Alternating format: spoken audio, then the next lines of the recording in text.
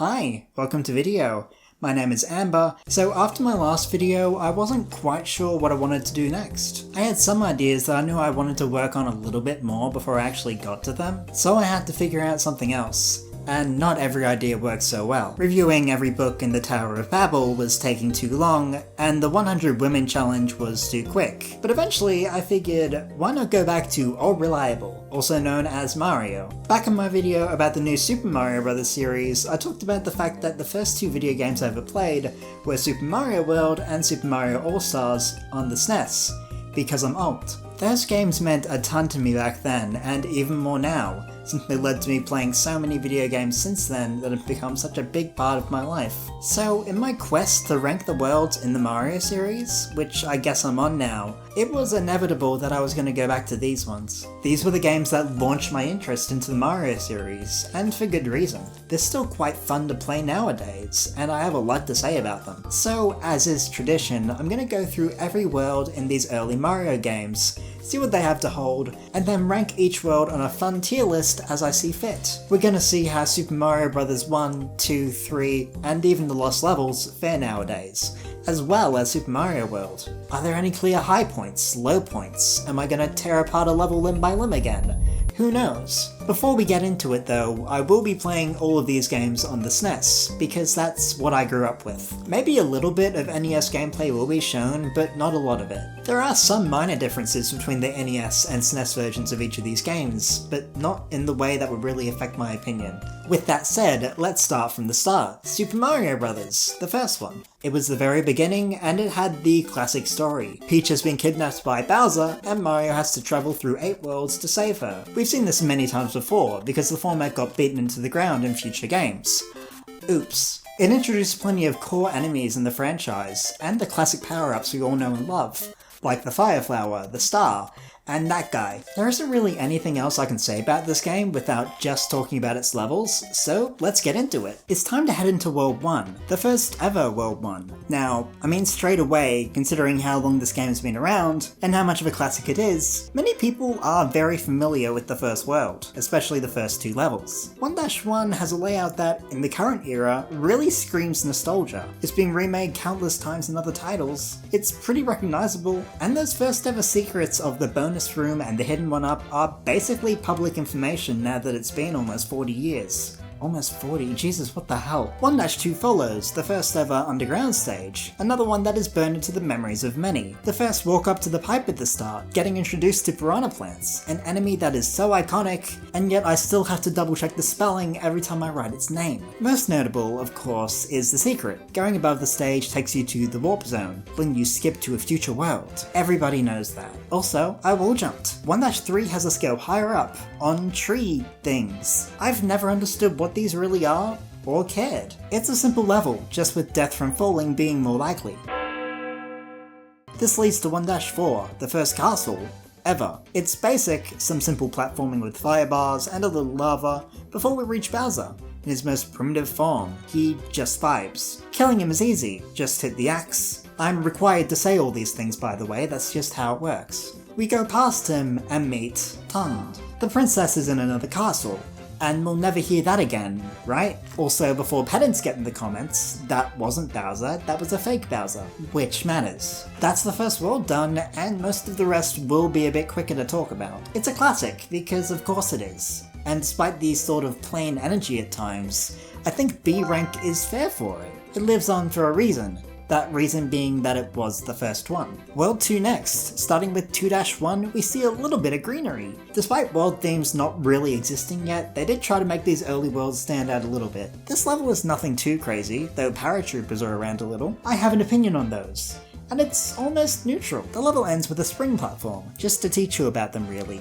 You never know when you'll need to jump. 2-2 was our first ever water level, and they made it great, with bloopers. Yep, those existed from the get-go, but how do you get them to go? I mentioned this in my new series video, but bloopers are an annoyance for me in 2D titles. I wouldn't care if they break their elbow. They could be worse here at least, this level is pretty alright for the first of its kind. 2-3 is another first. The first time we see the worst fish in the multiverse. I do not care for this fish.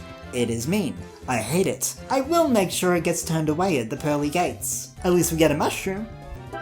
I'm going home. We end with a castle that has Potoboos and some more fire bars. Once again, a short one. And Bowser is only moderately more tricky. All in all, that world had the potential to be pretty annoying, but there was definitely room for some things to get worse, so it's getting a C rank. Things evened out for me enough in the end, and it was an NES game. World 3 switches up the style again, taking us to a mystical time of day, known as night, in a snowy theme that would later be seen in New Super Mario Bros. U, which I described with a line that has been previously seen when I talked about New Super Mario Bros. U. We get introduced to Hammer Bros here, the perfect foil to Mario, as they throw hammers in an arc, which is how Mario jumps. Anyway, here's something stupidly cool. Moving on, we have a non-special blank-2 level, by which I mean we're on land, and there's little to write home about. A star helps us trudge through the monotony, but let's see what's going on in 3-3. It's more of these tree things with moving platforms. It's okay. Castle. It's more of, well, the stuff we've been seeing. Just to be clear, I'm not expecting a ton of crazy stuff here. Not every single level has to have a wild and new concept like in the newer Mario games, but you can tell how plain some of this game is really easily. Also, here's me killing Bowser with fire. I thought it would take longer. This is a world that made me go, oh. D feels appropriate. The essence of pizzazz just didn't persist. Going into World 4, we have another plain level to begin, but it's more justified with the introduction of the Lucky 2, who throws spinies down from above, which are basically just a continuously generating obstacle to deal with. The level is easy enough though, which can't be said about 4-2, which has some tricky parts right from the start, some gap jumps and the Goombas 3. This is the point in the game where the physics seem to show how difficult they can be, at least for me. The slipperiness and weirdness in building momentum can be a challenge in themselves. They're not the worst, at least. We can run over a majority of this level, and okay, so Super Mario All-Stars makes a change from the original that I really don't get. When you break a brick block, you kind of keep jumping for a moment. It genuinely doesn't work well. I don't like it. I don't know why it's like this. That's not the level's fault, but the level does suffer at the hands of that being a thing for me. This level also has 2 different warp zones, so you can go to any of the following worlds. 4-3 gives us mushrooms, just like in the games long after this. It's cosmetic only, but like, Soy Jack Woe face, look at them. I'm sorry. The castle does something new. There's a tricksy element. You have to go down the correct path to advance. And your only clue to this being that you'll hear a "you did bad" sound if you do the wrong thing. Context clues with this mechanic tends to suggest that the most difficult path to go down is going to be the correct one. Bowser? No Bowser. Ranking time. I'm conflicted, but only a little. It's C tier, but only just. There's definite improvement over the previous world. World 5 brings us back to the snowy landscape, and it's far too plain, the monotony only being slightly broken up by the introduction of Bullet Bills, an enemy that I do respect for some reason. Legitimately, there just aren't many blocks around this level. It feels off. The next level mixes up things a little bit though, with Hammer Bros.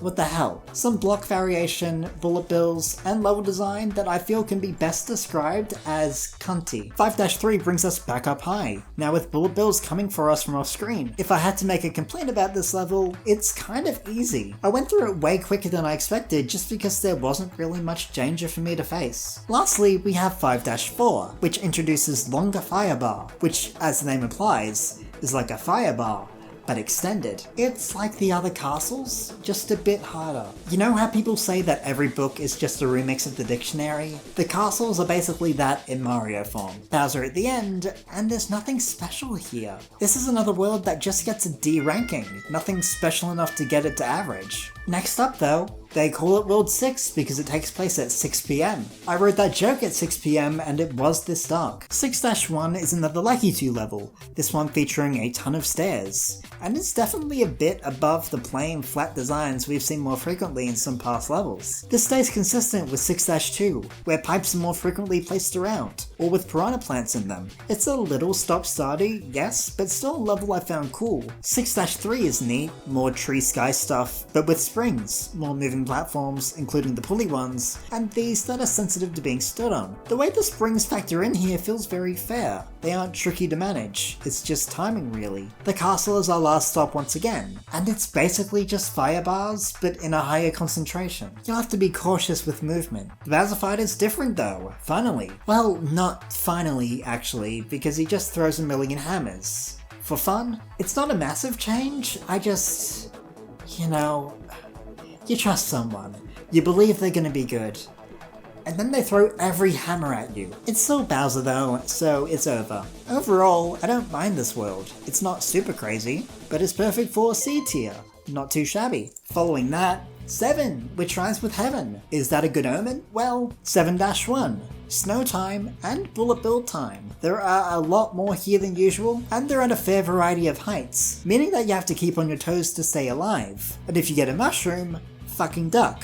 All the time. There are hammer bros too, which have minimal effect. 7-2 is the grand return of water levels, bringing us to a total of 2. That's the minimum required for a plurality. This level reminds me that bloopers suck. These openings in the bottom of the level are a pain because they suck you down and kill your speed. They were present last time, but much less so. This makes it harder to avoid the bloopers well, and there are way too many of them. I don't like this level. 7-3 will be better, right? I'm cutting the joke off early because fuck this actually. It's another flying fish level. Might be loathed. It's not completely awful, but I still don't like it. Fish bad. Many fish, many bad. 7-4, let's hope for something new and good. Well, it's not new, but good-ish. It's another find the right path level, with a little more variety. You'll have to make a few different right choices to get through each section. Nothing really poses a threat here though, except this lone fire bar, so the level is basically just a little tedious. Pick a path until you pick the right path. The timer is plentiful, so it would be difficult for you to run out. It just doesn't hit the high mark that it could. I'm gonna be honest, I don't think I realized I disliked this world this much until I got to scripting. So I was actually going down into F tier, the first ever world in any of these games to hit that low point. It just has so much that I don't like to see. Just one more world for us to conquer. World 8. 8-1 does have a slight plainness to it,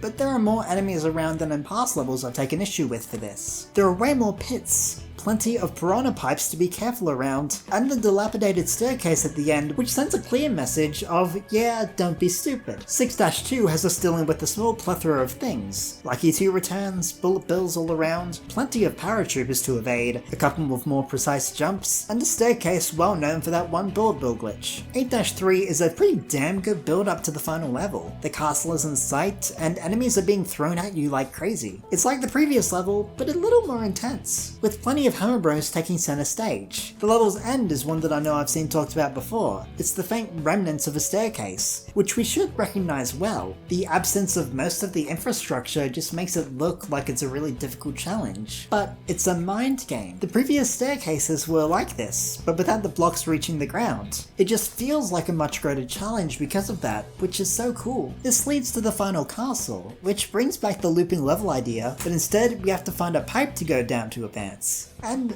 well, the most difficult one is the one that sends us forward in this instance, as it really should. There's an underground segment with fire bars, and the timer is pretty low, so by the time we get to Bowser, we need to act fast. The fight is the same, but this time it actually is Bowser, which we can tell. This leads to Princess Peach, who is finally saved, and she tells us about a new quest. New Game Plus. No.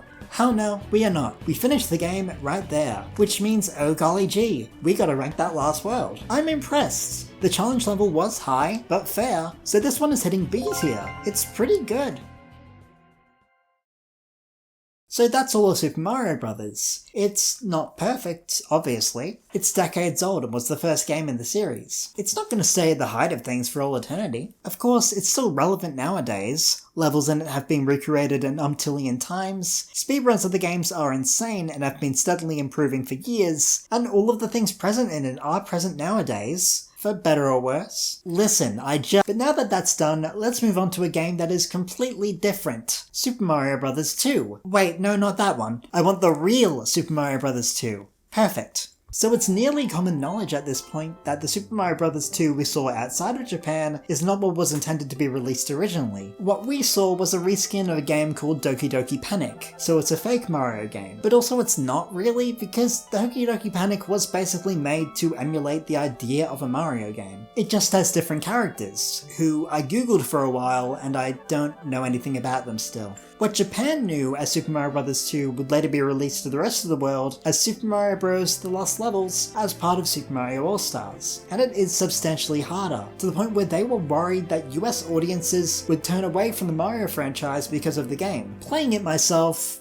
I kinda get it. If you press me on it, I can admit that I really didn't enjoy playing this game the whole way through. It's just frustrating at so many points. On purpose, yes, but still. And even though this is a video about my own opinions, I tried not to let the difficulty affect my judgment too much, because otherwise everything might have ended up in F tier. Because there are some pretty fun design choices in this game. Now, it introduced not a lot. There's the poison mushroom, which damages you as opposed to powering you up, kinda mean. There's wind mechanics, a couple of small enemy variations, and large springs, but most of it is just what was present in the first game, remixed and made a bit harder. I don't really think I have much more to say for this preamble. For now, let's get lost in the levels of Lost Levels. Hello O1, I missed you.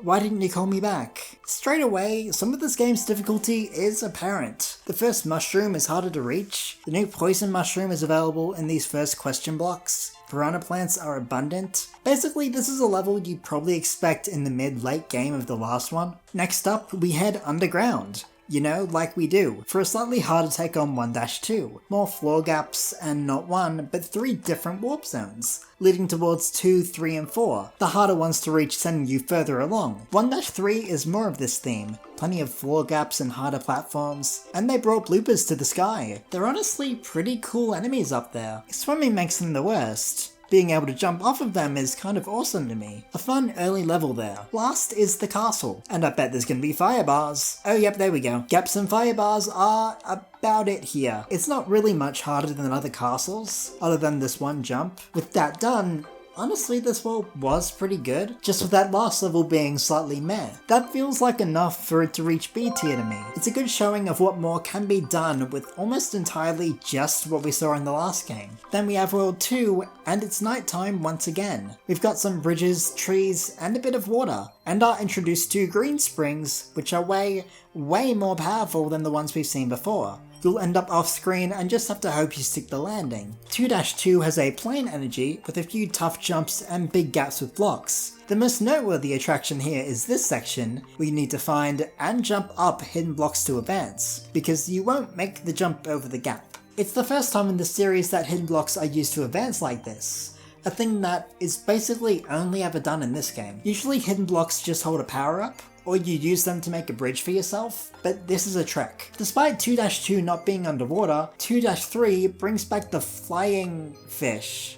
Bro, come on. It's not that hard. In fact, it's fair, but I don't like them. 2-4 is actually a little different to other castle levels. It has Koopas and Goombas to evade, and this interesting beginning with the jump up and drop. There are a plethora of fire bars around here, so caution is big when platforming around. Bowser is Bowser. This world, not that bad. The castle felt a little more varied than usual, which is a plus, so I'm placing this firmly in C tier. Those two ended up in the same spots as their predecessors, so let's see if World 3 will break the mold. First off, Snow, and Hammer Bros are back, as well as Bullet Bills. This level isn't too special, but it's well populated with blocks and pipes, so I'm mostly just glad that it's an active level. We have another massive spring at the end, which we can use to find a warp zone, and head back to World 1. Womp womp. Avoiding that will let us go into 3-2, a water level that's about what you'd expect. It doesn't really feel different to past ones at all. Bloopers, block formations, and Vimsh. 3-3 is back in the sky, with a metric ton of Koopas, as well as the usual pulley platforms, which are a little more significant here, like using this one to have an easier time jumping forward. Lastly is 3-4, another castle with the path selection mechanic, with more options, and more difficulty, like this Podoboo which can block your way, and piranha pipes to manage. Also, more hidden blocks here, helping you reach the right path. It's a pretty damn cool castle overall. There's less monotony in the repetition than we've seen prior. So how did this world fare? Did it break the mold? It did. It's a nice world, just with the water level being a slight drag. It ends up hitting C tier. That feels right for it.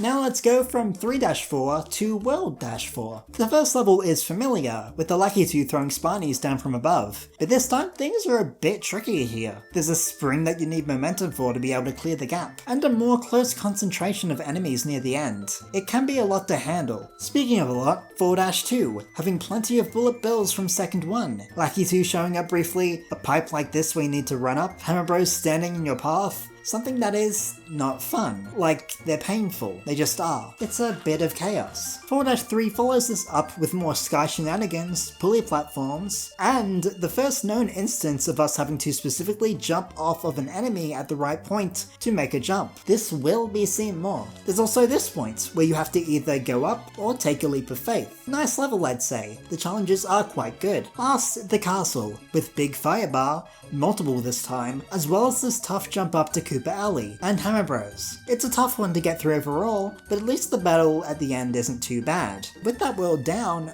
honestly, I really respect the difficulty shown here. There are new techniques that you have to be aware of to get through, ones that do make sense to know well, so it's going up into B tier. Something about it just really clicked with me. Let's see if the goop vibes keep up with World 5. It's snowy again, and straight away we see upside down piranha pipes, which are typical nowadays. But back then it's like, well, they've been here for 2 seconds and already they're being used pretty well. There's also the introduction of wind, which increases the speed we move at, but we still need momentum to make these tough jumps. Also, this fucking wall that gave me psychic damage because I completely forgot it existed. It is passable of course, but it has an impact. Also, there's a secret path to World 6 here, if you can reach it. 5-2 is underground, and isn't really anything we haven't seen before. Like, it's a fairly standard underground level really. On the plus side, 2 different warp zones that lead to Worlds 7 and 8. 5-3 does something new. We've got a moving platform that activates after we step on it, and another loop segment, like 8-4 in the last game, where we have to find the right pipe to advance, and it's the most tricky one. It's the one up high, which we need to reach using Coopers, and then later again we have a second Cooper jump, followed by tough platforming and these 2 blocks which I think refused to be real for a second. The castle level has more tough platforming to be found, which, I mean, in a game with better physics I've respected a little more because it's not just enemy spam all around, but it's still really nice to see.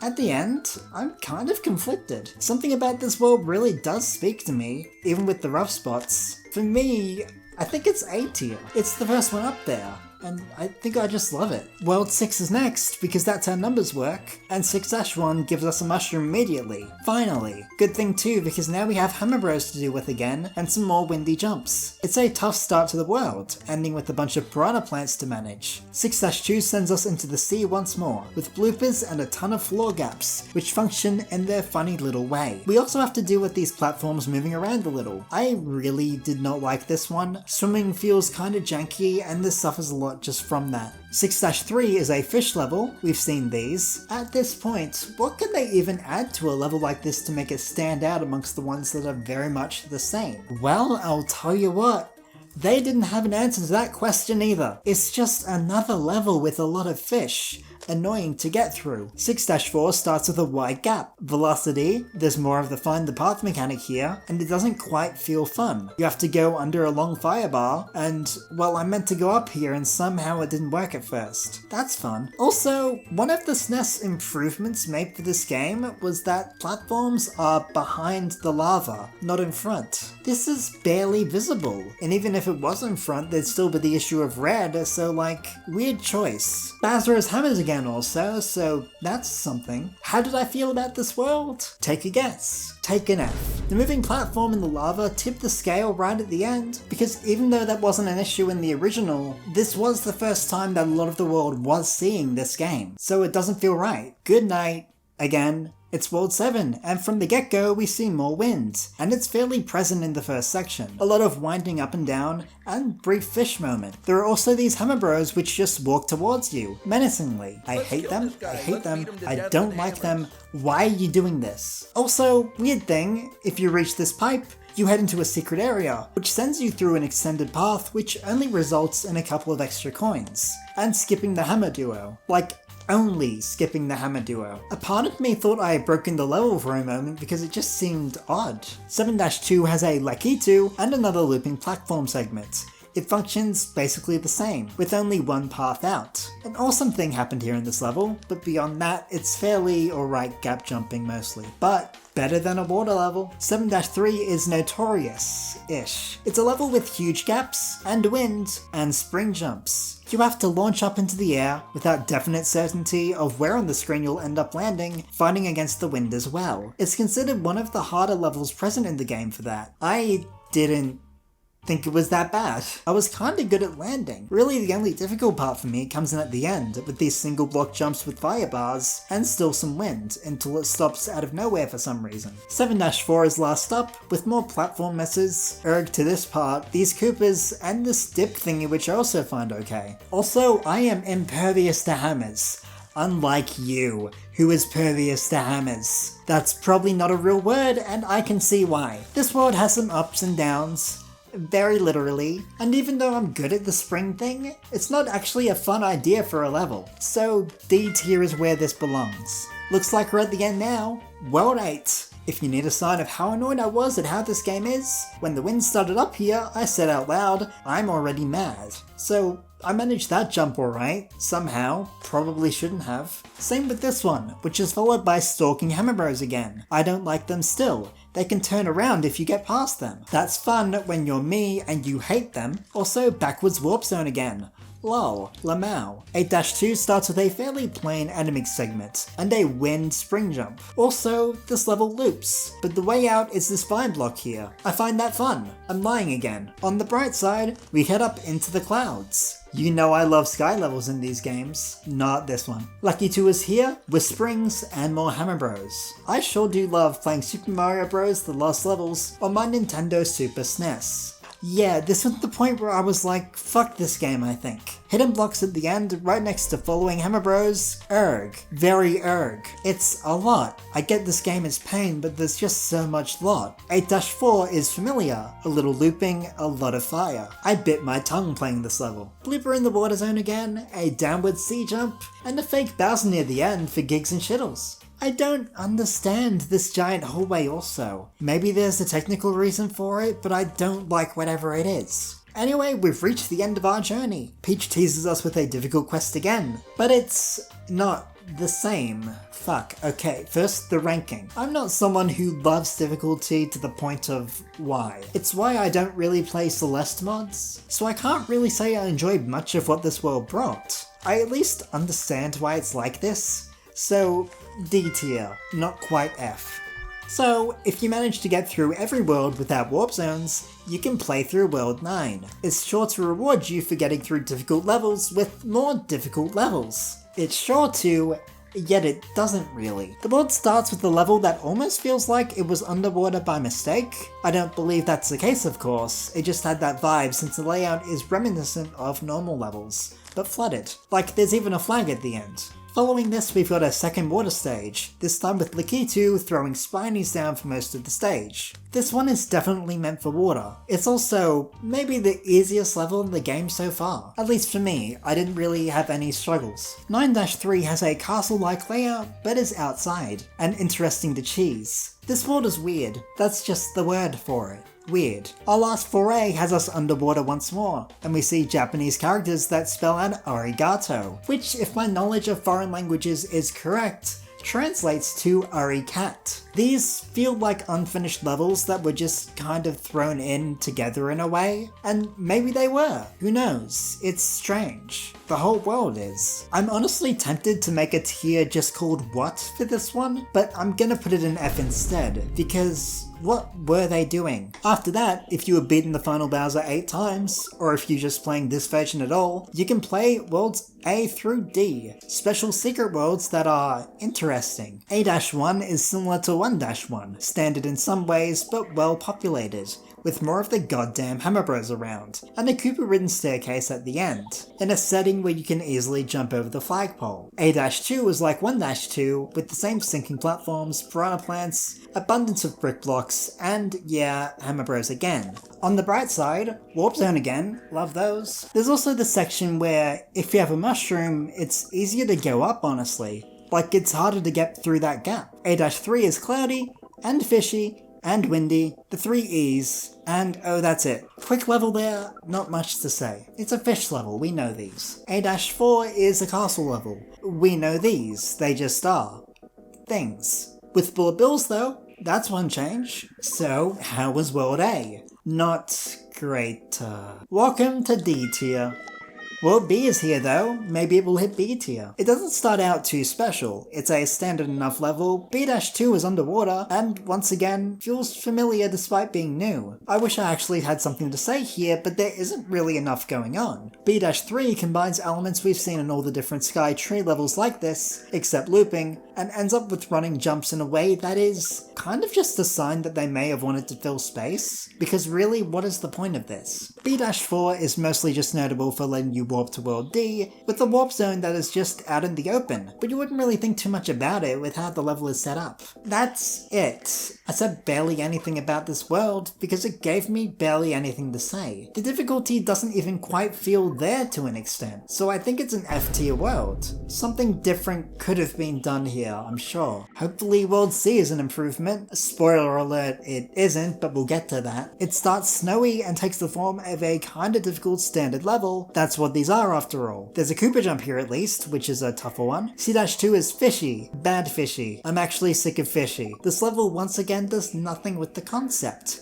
It's fishes and bridges and gaps. At least it changes to Sky Trees a little after that. C-3 is said by many to be the hardest level in the game, for a fairly good reason. It's 7-3 again, like almost an exact copy, but with Lakitus as opposed to the absence of Lakitus. I just didn't have as much trouble with the last version, so my thoughts here weren't too different, but something did plague my mind for a few days. What makes this level so notoriously awful? Is it just the spring jumps again? I assumed that was the case until YouTuber Who Is This Git actually uploaded a video about this exact level. I won't go into heavy detail because their video has good info that I hadn't seen before, but basically there are two glitchy problems in the NES version of this level that basically ruin the fairness of the stage. So now I like this level a little less, knowing that. Maybe they should have tested it a bit better. C-4 is another copy. It's 7-4 again, but slightly changed to be a tad more difficult.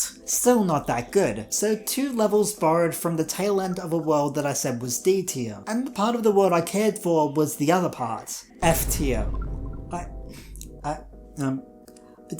Why is it? God, I hope World D ends on an okay note. D-1 has Hammer Bros immediately, bullets, beetles, piranha plants. It's a jam-packed enough level, with wind coming in suddenly near the end. Definitely fun. I am still lying. D-2 is another level that feels like a mix and match. Every part feels like it's been seen before, with the most minor changes. D-3 turns things up to 11 straight away with a ton of bullet bills at 4 different heights. That's right, it's hell. This is followed by more walking Hammer Bros, and so many more bullet bills.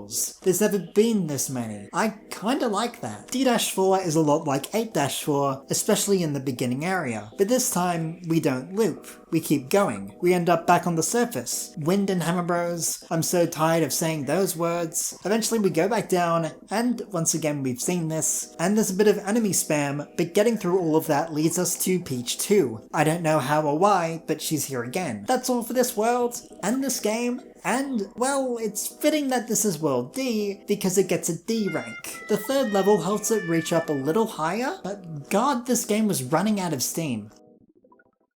So with the lost levels complete and fully ranked, I can see why they were lost. Obviously, I was not alive in the 1980s. That's obvious, right? Anyway, I personally feel that if I had played this without much other reference point for Mario, I wouldn't have been turned away from the series, but I'd probably be a bit more nervous about playing some of those early titles. The difficulty is at a weird level for an early game, and the fact that it looked basically the same as the first one probably didn't help either. I mean, the new series was a set of 4 games that looked pretty similar, and look where that got them. But let's move on to the other Super Mario Bros. 2, the one with the vegetables. Like I said, this was a reskin of a different game, so none of the enemies from the original actually carried over, though a fair few of the ones introduced here became common Mario enemies, such as the Shy Guy and Bob-omb. There are a couple of familiar things though. There's the mushroom, a star, a shell, and the 4 most famous characters from the franchise. The only 4. Yeah, the fact that Mario, Luigi, Peach, and Toad were the only characters that really existed at that point, I mean, I'm glad that they didn't try to introduce another 2 new Mario Brothers, that would have messed up the timeline. The core gameplay here is also a little bit different. Enemies don't die when you jump on them, and there are no big power-ups to get, just health. Each single level ends with a boss fight, and specifically each world ends with a big special boss fight. And there are only 3 levels per world now. With 7 worlds that should total to 21 levels, but the final world only has 2, so 20 levels. Despite sounding shorter, it is a little bit longer than the 2 games we've done already. Without further ado now, let's get this different adventure started. Straight into the first world we go! I'm so glad to be talking about a game with different vibes. 1-1 has us immediately falling down from the sky, and then getting a fairly empty pathway, letting us try out our abilities with grabbing veggies and enemies. We get to try out the power block and warp to an alternate world with the mushroom. After a quick bout of spelunking, we climb up into the clouds, dealing with hoopsters on vines, and eventually meeting Birdo for the first time, who is the boss at the end of the levels in this game. Throw the egg she shoots back at her, and you'll easily advance. It's a fairly good tutorial level. Plenty of space to try techniques and learn the game well. That's what a level like this should be, since the game works a bit differently to what any player of usual platformers might be used to. 1-2 starts with a fun magic carpet ride, and follows it up with us having to steal a key and avoid the Phanto, which will pursue us as we're holding it. We can drop the key to Sita's Aya, but it's kind of fun to just avoid them the best you can. You also get to try out bombs in this cave section, and use them to advance up, and head right for the second Birdo fight, which is the same. I don't mind them being the same to be honest, because there are new variations as we get further into the game, and also there are different bosses to be found eventually. 1-3 takes us across waterfalls and into this massive castle, with the vibes of a warehouse. We have to climb up with the help of these mushroom blocks, avoiding the sparks and stealing this key, before taking it down to the area's base. This is a common theme. Quite a few of the warehouse castle type levels have a key segment like this, which makes sense, they would have wanted to protect the way to the boss after all. Thinking about it, that really should be more common, shouldn't it? Anyway, we get to the end, go through the bird, and meet Mouser. Not Bowser, he's a mouse that throws bombs, and we have to throw them back at him 3 times to win. There's a lot of flashiness in this fight, which is why I've edited it to look a tad weirder on screen right now. Anyway, taking him down opens a door that takes us straight out of World 1. That's a pretty good start to the game. It introduces the main beats we'll be seeing in future levels, and isn't torture like some of the last game. Overall, it's a B-tier world, I think. Oh, here we go, the series' first attempt at stronger world theming, because a white color palette on the NES means fuck all. This area is desert themed, which means we can see cobrats and quicksand, pulling us down if we don't jump fast enough. There's also this sand block segment, which we'll be seeing a lot in future levels, but we have to dig to go down, avoiding the walking Shy Guys. Reaching the bottom takes us to Birdo, and the level ends. Another quick start to the world. 2-2 has many more cobrats, more quicksand, a bomb section, and a ton of vases. It ends with another sand grab section, but there's an Ninja now, so it's different. This time we fight a red Birdo, who will sometimes shoot fire at us instead of an egg. The mushroom blocks can damage her if we're having issues though, so we're not in much peril really. Speaking of peril, 2-3 features far too many Bezos in the first section, flying down from above and pitchforking us. Running and jumping strategically is really all you can do. We also get to meet the Pokies, which are now a staple of desert levels in the main series. Into the pyramid, some sand grabbing so we can go down and get a key, then climb back up with it. A minor change from last time. A quick rush through the sandy, Shy Guy room, and we'll reach the world boss, Hydra. Oh wait, I'm sorry, it's called Triclide for some reason. Tired of dating men who complain about women preferring bears? Try Clyde. 3 hits with the mushroom blocks will take them down. Honestly, they're easier here than Mouser was, but I can't say I'm complaining. Looking at that world in full, it feels like a C-tier world. Every level kind of had the same ending, which dragged it down a little. Next we have a world where the theme seems to be waterfalls and caves. 2 things that were already kind of major things in the first world. I don't mind, I just think it's funny. We have to climb up this massive waterfall, which definitely didn't strain my eyes a little, before stealing a magic carpet and ascending to the skies. I love gravity. After these pantsers ruin everything, we get another red Birdo fight with the mushroom blocks out of reach. It's best to just use the eggs. And yet, 3-2 has a bit of up and down to it, and Ostros, an enemy that had an impact. We head over to this bomb area, where we can run out of bombs and have to reset things, which actually sucks because you can end up taking damage for it. Thanks Sniffit. We'll end up here, where we have to time our bomb drop to unlock the way through, which is surprisingly cool for this early in the series. Like, that's a tough thing to nail. Last is 3-3, where we meet bob-ombs and albatrosses, before heading into the building. It's just a building, not really a castle. We'll have to trek through, climb up and down, and eventually we'll find where the key is being hidden, and go down this wraparound room to get to the end of the stage. Our last trial in the building is this upward spark-filled climb, and Panzers threatening us on these chains. Then more sparks. It's a pretty tough end to the world, culminating in a second battle against Mauser with a spark in the way. Well, it's meant to be in the way, it despawns way too easily. I mean, no complaints about that, I don't like Mauser that much. This isn't a world I have much to say about really, so for ranking, it's also getting a C. It's serviceable, but it didn't feel like it quite came together. But let's see if that changes in World 4, the Ice World. Legend says ice rhymes with nice, so it better be. We start with slippery ice platforms, avoiding flurries and trouters. They really named those enemies. It's fairly plain for the first part, but then we reach a dead end, and after getting 4 hearts, we get a quick C jump down to a rocket. Yep, new thing, we get boss music in the new area, but no Birdo to be found. This probably is my favourite level in the game, because you get an area that feels very high octane as opposed to a standard battle. You have to avoid auto bombs, sliding across the ice just trying to survive, which is possible of course, the game was released after all. There's no Birdo run at the end either, this just was the boss section, and that slight difference after 3 worlds of the same formula is pretty fun to me. The next level starts with another path of ice, and fast Bezos for us to weave between. Honestly a pretty cool start in my eyes. Make sure you duck and jump at the right times, it's like Anti-Guitar Hero. Getting to the end will take us to Whale Room. We have giant whales that shoot water geysers up, which can be platforms or obstacles depending on how you hit them. We get another rocket at the end, sending us to another auto bomb that we get to disarm and ride across to the boss. Birdo. Again. 4-3 actually gives us a Birdo to deal with immediately, and it respawns. Where's the boss music? Not here. You actually have to think why, then take a chance here, and ride the Birdo egg over to the right to find the rest of the level. They really wanted to make sure you question things in some of these early games. The warehouse tower BBDB who cares is filled with ice blocks and flurries. Good luck. We have to hitch a ride on the Shy Guy, head down to the key, then rush down to the door. We know this by now. The boss at the end is Fry Guy, who we defeat by hitting him with blocks, then hitting his remnants with the blocks as well. It can be a bit tough, but it's a fun fight, and it's never repeated, so hell yes. This world has a ton of cool ideas in it, ones that don't really overstay their welcome, and ice themes tend to have good potential generally, so this hits A tier. It's one of the better worlds from all we've seen so far, so I'm not gonna hype up World 5 too much. It's not the biggest highlight. We start off outside, but quickly head into a waterfall cave, going across logs and trouters to advance, leading to a fight against Green Birdo, a Birdo that only shoots fire. Instead of eggs, we have to use the mushroom blocks.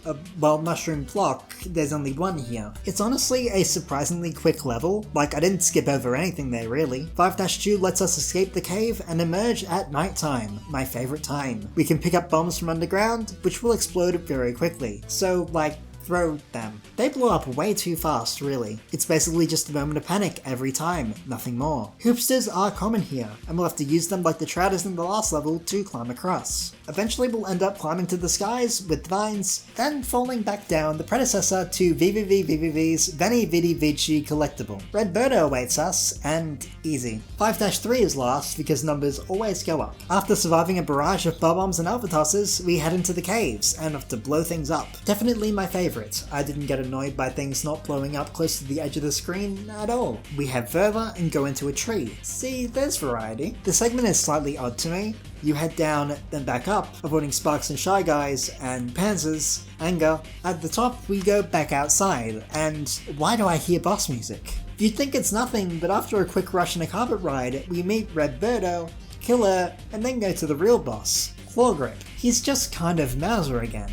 He throws rocks back at him, they just roll more and don't explode. To be fair, in Doki Doki Panic, I believe there actually just was another Mauser here. But you know, a slight variety trumps that, luckily. Defeating him takes us to World 6, but as for World 5, that's going in D tier. It, once again, didn't really feel like things came together. Like the first level didn't really have anything going on at all. But now we have the famous Desert World. Wait, there's 2 of them? Oh dear. We start with a ton of quicksand, the return of Cobrats and Pokies, and plenty of vases around. Not a fun start, for me at least. I don't really care for Pokies in this game, and the Cobrats are At the end of the path, we head into the caves. Again, with even more cobrats and vases, one of which contains a key for us to steal, which we'll need to unlock the door at the end. Luckily, most of them don't lead anywhere, so finding the right one could be worse. There's a green birder at the end, and honestly I think it makes the most sense to choose it like this. The difficulty in throwing the blocks in a confined space is really mitigated by cheating. 6-2 has a kind of fun idea at the start. We go across this gap with an albatos, which is easy. The obstacles aren't mild, most of the enemies are nowhere near where you are, so an odd start. Anyway, here's Birdo, so that was the entire level. Green Birdo again in a more manageable space. 6-3 starts in the standard desert way really, but we head through not quite a door, but a gate. There's bombs here, and they spawn rapidly from these vases, after which we have to break these walls with bombs and climb back to the sky with hoopsters, deep into the night, to this sky pyramid. Anyway, there's a red Birdo inside. Beating it will take us to Triclyde 2, the sequel to Triclyde. He's much more aggressive this time, but you can build a wall of mushroom blocks to block his flames. That's why they're called blocks. Not a lot of people know that. At the end of World 6, with a bit of a different final stage there. I do think this world belongs in D tier though. Like, what the hell was going on with 6-2? Lastly, but not leastly, is World 7, with 2 levels to its name, but the last one is a fair bit longer, so lock the fuck in. We're high in the clouds, and have to deal with bombs, and hitch a ride in an albatos again to reach a rocket, taking us to Sniffit Cloud Hellfire. I hate it, I hate it, Then it's wraparound time with Sparks, taking us up to a green Birdo fight, with just 1 block to use against her. Not too bad of a final fight with her, admittedly. Then there's the final level. We head straight for the final castle, which is massive. We start on a conveyor belt and have to avoid these sparks, climbing up with a potential side path leading you to 1 extra health. You may get hit on the way back up, it's not an easy path. I hope you like sparks because there are too many here. The boss music starts up in this room where we have to avoid sparks on a conveyor belt by ducking. Weirdly, the music stops when we get to an actual boss though. Birdo Returndo. On a conveyor belt again, god they love those. Beating Birdo gives us a key and has us returning to another section of the last room to unlock a door. Now the boss room music makes sense. We have to avoid a Phanto and sparks. The final room has us collect the usual orb and go through... I forgot about that. We have one last boss before the last boss. The Maskate, possessed, now alive, flying around like a Phanto, until we hit it with blocks 3 times. It stops where we last hit it, letting us enter its mouth. Still don't know why that's a thing. And head to fight Wart, the last guy. You have to avoid his bubbles. Collect veggies and throw them back into his mouth several times, which is a slight ordeal. There's a bit of back and forth. Also, the veggies get destroyed by his projectiles, which is fine. It's not like they come from the place you're trying to hit. Oh wait. Anyway, I won. Yahoo! We saved the subcons. I know there's lore with this game, but none of it is clear from just playing. Mario was asleep also. It was all a dream. The credits roll, showing off all the enemies in the game, and getting Birdo and Ostro confused. I don't know, I just pressed the jump button. Anyway, that's World 7, and I mean, I think it's pretty good. Perfect for B tier. Tough, yes, but a fitting ending for the game. Well, that's it for Mario 2, and yeah, it's still weird. I like it more than the first 2 games we looked at, but it's still different. That does feel weird for me to say, because it didn't really stand out that much to me as being different when I was younger. I just thought, yeah, that's the one with the veggies. I never really questioned why it was so different to the previous 2 games, or the next one. Super Mario Bros. 3, the last in the original lineup of the NES titles. This one is definitely the most ambitious, and that ambition really paid off. The story here is a little different as well. Instead of us saving Peach or having a dream, Mario is instead trying to save 7 distant lands from Bowser and the 7 Koopalings, who have become very well known since the later games overdid it with them. This game has a world map system, allowing us to choose what levels to do in some instances. Maybe we can skip over some, or we'll have to choose between 2 options to advance. That also means we get a slight idea of what each area is like, which is fun for me, who likes it when worlds are built. The map screen also allows us to collect power-ups, which we can save for later.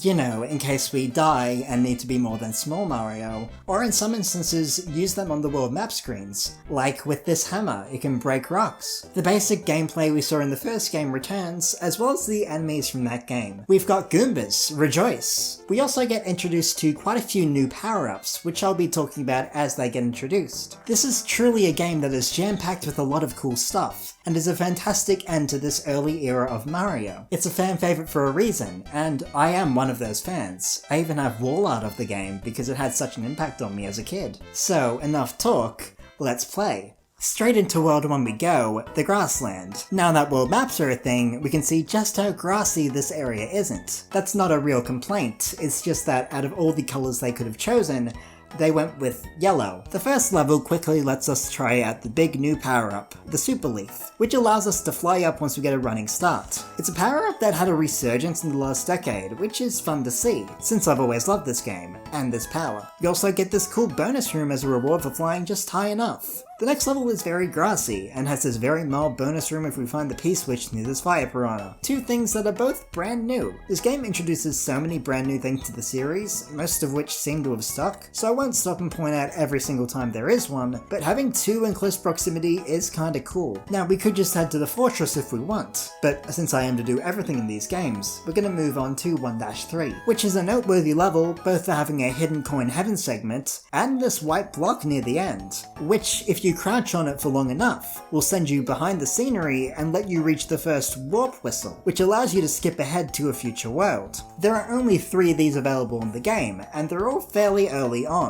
which is great news if you're a speedrunner or you're a 5-year-old that wants to go to World 7 again. The 4th level is the first ever auto-scroller. It owes us an apology. It's simple enough, just platforming over nothingness. Now let's go to the fortress, where we need to avoid rotodiscs, my favourite type of firebar, and dry boneses, before reaching the spiked ceiling room and fighting Boom Boom, the easiest boss that we'll see like 13 times or so. I'm getting annoyed by flashing lights that really did not need to be in the game. Why? Alternatively, we can look for the warp and reach the secret passageway, get the magic flute and jump forwards. I'm saying it like that because it's time for a quick tangent. The Wizard is a movie that came out in 1989 and basically was a big commercial for this game before it properly released outside of Japan. The climax of this movie takes place at a gaming competition where they have to try and get the most points in Super Mario Bros. 3, which would come out 2 months later. So the game's not out, and yet the main characters are yelling, "Use the warp,"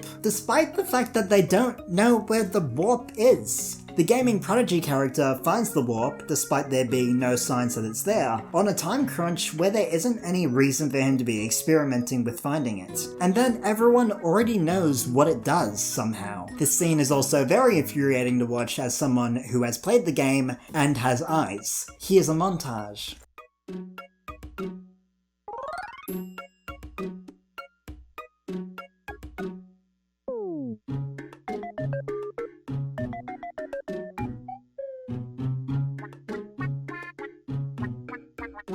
Anyway, so the rest of World 1. 1-5 takes place underground, with some split pathing, which I've always found neat. 1-6 is a somewhat basic no-floor level, platforms that move along a path, and lastly, there's not the castle. The game doesn't have those. Instead, we meet the land's king, who has been transformed and have to get his magic scepter back by boarding an airship. It's the very first airship in the series, with a ton of cannons and bullet bills, before a fight against the Larry Cooper. It's an easy fight, and with that, World 1 is done. We saved the thingy. Peach warns us about ghosts in a lovely letter, and gives us a power-up that we can use in later worlds, which I did not. Anyway, before we head on to the next world, let's rank this bad boy. It should be clear that I love this game overall, but like, this is still just a first world. Not everything is the highest of quality. This world, familiarly, ends up in B tier. That's the way they crumble cookies. Desert land. Yep, even back then, deserts were World 2. We start with a level populated by brick blocks, and Goombas disguised as brick blocks. There's also a ton of pink pipe things. I still have no clue what I'm looking at with this part. 2-2 has a dead grassy look, and a lake with Cheep Cheeps in it, which can be avoided with this moving platform. Next up we have the fortress, with thwomps, and those ghosts Peach warned us about. It's a short one though, leading to Boom of Boom, who is defeated of now. A common theme we'll be seeing with levels going forward in this game is that they tend to focus mostly just on a single concept, but that concept tends to be seen through pretty decently, which has also become a big thing in the more recent games as well. 2.3 has fire snakes and these empty block pyramids. which is fairly simple, but a good concept, especially since these are brand new enemies. Also, I fucked up here, but luckily the raccoon tail helped me out. Next is the quicksand level, featuring the sun in the background and these whirlwinds which took me ages to figure out. Shut up. Passing them will activate the sun. New sentence, leading to it coming down and swooping at us like magpies in September. Australia reference. This isn't that bad. This level gets flack from people, but the sun is a mild obstacle. 2-4 is a fun idea. You can go across the ground or fly up to the secret top area, both of which are neat little levels. 2.5 introduces chain chomps, shamelessly stolen from the Zelda of Zelda, and has a lot going on high in the sky. Cool thing here also, using a hammer power up in this corner leads to a secret zone, with the Fire Bro fight rewarding you with the third and final warp whistle. Our last stop before the castle is the pyramid stage. A level that is not pyramid-like. It's just an underground stage with too many buzzy beetles around. It's not so great, I feel. Finally, the castle, or, well, the airship. It starts at a castle, to be fair. Like last time, there's a lot of firepower, but things move up and down a lot more. Eventually, we'll see these wrench-throwing moles that you will be annoyed by as things continue.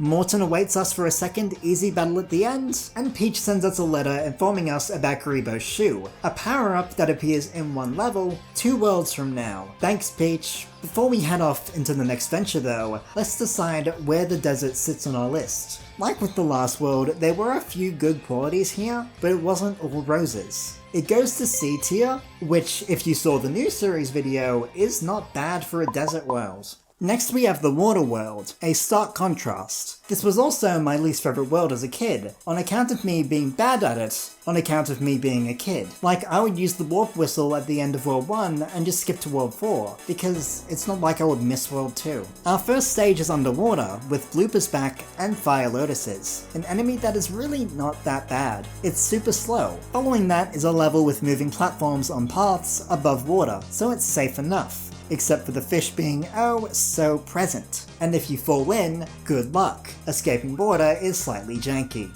3-3 is next, and here's the reason why I hated this world as a kid. Boss Bass. I don't fucking like Boss Bass. I sucked at managing him as a child, the level rises and falls, he jumps, the hitbox is hell, but nowadays I know what I'm doing, so it was much nicer as a level. Next is the fortress, where the challenge is basically pick a pipe, but with doors. Not great. Boom Boom waits at the end, and he flies now, which has little effect when you react too fast. The next few levels are not anything super impactful to me. 3-4 is a standard grassy level mostly, with slight amounts of water, but Lucky 2 is back. 3-5 is underwater, with jellyfish, and gives me a chance to show off the new frog suit. Briefly, god damn it. On the world map, using a hammer here is sick, because it lets us reach some bonus areas that we'd be unable to hit otherwise. 3 mushroom houses and some one-up games that I am very skilled at. It's a cool thing that makes this world a little more special. 3-6 auto-scrolls. Again, in the sky.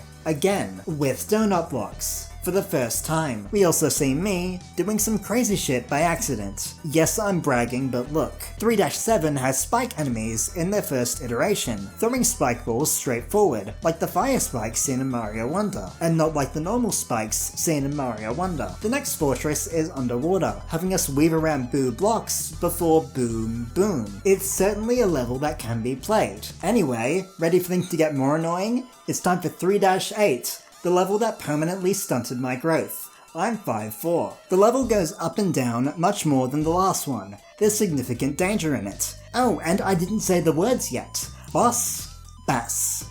Fucking fish. I remember clearly struggling with this when I was younger, and game overing eventually. Once again, beatable now, but back then, our last normal stage is just that, normal, with bombs and some throwable blocks. And a short swimming area. Nothing insane. Last, the airship. The ship in the air. There's a higher concentration of firepower here, so it's more difficult to keep your power-ups in advance of the fight against Wendigo Koopa, who fires rings instead of the usual magic. She is annoying to fight. Even now, I just felt like it was harder to manage against her. She's always been a water girly, and now she's a dead girly. World 3 is done, and Peach tells us about the white block. I'm honestly not sure what she means. I looked it up and maybe she was talking about the throwable blocks, but would they really forget to change the phrasing since those blocks are blue now? I mean, maybe. Let's assign a ranking to Water Palace. Like the last world, I think this one should get a C rank. Ups and downs exists, and it's even enough.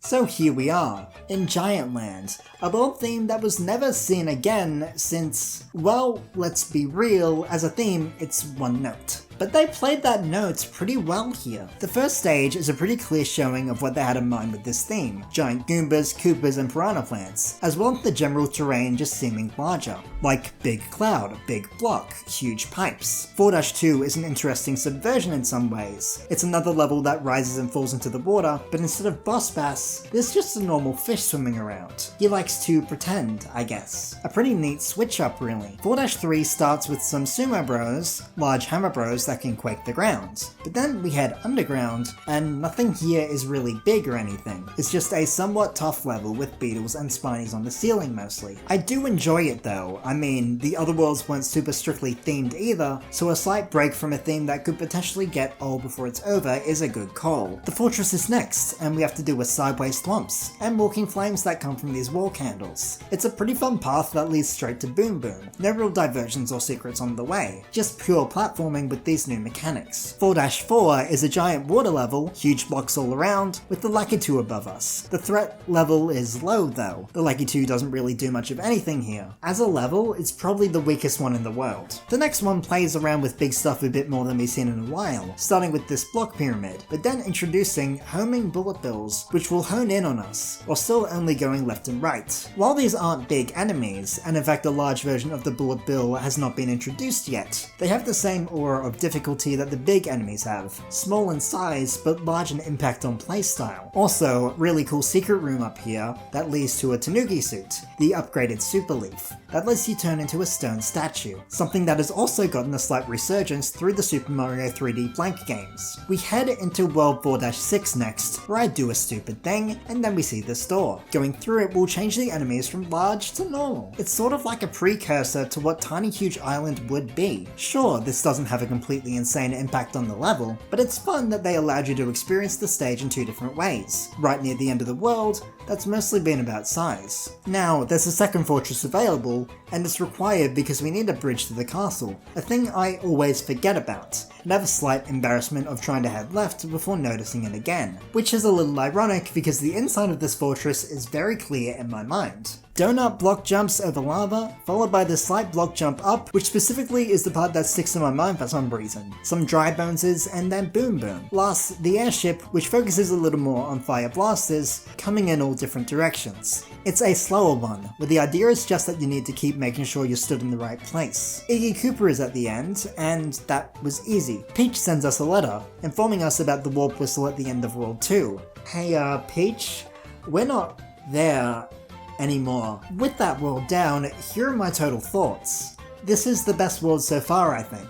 It's a theme that is a bit odd nowadays, but it was pretty consistent with it. Plenty of levels had a substantial impact, and the game does start to feel a bit tougher here. Also, there's a bit of nostalgia here, since I would come to this world to skip World 3 a lot. I'm giving it an S ranking, the first of its kind. Next, we have Skyland, my favourite oxymoron. We begin on the ground with chain chomps and end up climbing atop this odd staircase-like formation with nipper plants jumping up at us, before making our way back down. There's a bit of sky energy there in the ascent up before falling back down. 5-2 is very underground, in what feels like a sewer system at first. Heading up without falling down will take us to an area with the cool bonus room, and it's fairly easy. Falling down, the path is more complex, with block-throwing beetles racing around, and plenty of piranha pipes. This is a pretty alright idea. You get rewarded with an easy path for doing a harder thing, or punished with the hard path for doing an easy thing. 5-3 is unique. You start heading to the left side of the screen and getting Karibo's boot, like in Peach's letter. If you defeat the Goomba right, you can take the boot and hop around. Well, that was short-lived. Once again, only level in the game with it, and it's pretty easy to lose. Also, like, you just might not get it from certain Goombas if you can't kill them correctly. Weird level. Next is the fortress, with thwomps and rotodiscs. Over lava, a lot of lava. This place has a bit of an odd shape to it, as if it's only a small part above the base of a fortress. That's just me saying things though, I've always thought it had an odd look to it. Boom. Anyway, next is a different type of fortress, a spiraling tower. We head further up in this one, going a little back and forth, avoiding plenty of thwomps and discs again, but broken up with these outdoor castle wall segments, with brick block Goombas returning and symbolising our climb up higher. We end up in the clouds, climbing a vine, and the level ends with us going into a pipe, sending us to the sky section of the sky world. Look, the ground is all the way down there. A lot of the levels here have that one note quality, including 5-4, which is mostly made up of these spinny platforms, some of which spin as we stand on them. 5-5 has donut blocks and Koopas mainly, and is over fairly quickly. Following this, we have a level with parrot beetles, known well for the new series levels with them. It auto-scrolls and isn't really too bad with the super leaf. Then we've got another level with plenty of brick blocks. It's like another Sky Castle section, especially with bullet bills and such around. I love such. The next fortress is focused on lava below us and above us, with Podoboos coming in from both directions. Excellent idea in my opinion, especially this early into the series' life. 2 more levels before the airship, one that's essentially a quick Lucky 2 gauntlet, and another auto-scroller, taking us further up with moving platforms. And more fire chomps. The airship is our last stop, and it's a mix of the main things we've already seen with them, of course, with more firepower. Roy is at the end, and he's a tough guy. Like, he had the sunglasses and everything. I mean, I should know. I'm pretty tough. Yes, I know I'm lying. Beating him ends the world, and Peach warns us about the ice world, specifically that we can free enemies from the ice with fire. Makes sense. With all of that done, I'm giving World 5 a solid C ranking. All of the sky levels felt a bit too basic, like they were all just, here's one idea, but it's in the clouds. It didn't quite work well for me. Speaking of the ice world, it's the ice world. I've always loved the look of this place, a light purple instead of just blue. It feels neat. The first stage introduces breathing piranha plants, which are common in this world, and are pretty cool to mess around with. There's a scrolling sky level following that, with some clouds. It's like the midpoint of this world and the last, since there's still some ice and stuff around. 6-3 is another sky platformer level with even more ice. There's some tricky stuff there, admittedly. Also, new power-up available starting now, the hammer suit, letting you embody the hammer bro. This one is definitely a fan favorite power, only appearing in this game and having big notoriety. The fortress starts with an automated path, with a ton of rotodiscs, followed by a pretty standard fortress room, and the boss. Guess who? I will say, not the best start to this world. We're getting more of the one-note levels I have rushed through previously, but things start to improve as the world progresses. 6-4 is nice, combining ice, moving platforms, and the spinning ones in a pretty fun way. There's a lot going on with this stage, despite seeming a little on the basic side. Now, 6-5 is probably the most intriguing level in the game to me. In the first world, we saw 2 levels that had an alternate path, netting us the warp whistle and then ending the stage there. And in previous games, we've seen warps cut a level short and take us somewhere else. But this level has a secret exit in it, the only one we've seen so far. It's a tough level, with block-throwing beetles running around and tons of blocks to throw. The ceiling also opens up a few times, with little secrets up there. But keeping a super leaf in this gauntlet can be tough. If you give it enough tries, you'll find an alcove that contains nipper plants, and a pipe going up. But you'll also need to bring a shell in order to reach the pipe to kill the plants. It's a lot more than you'd see in some present-day secret exits, really testing the player's skills, but rewarding them well. Anyway, let's talk about the normal exit.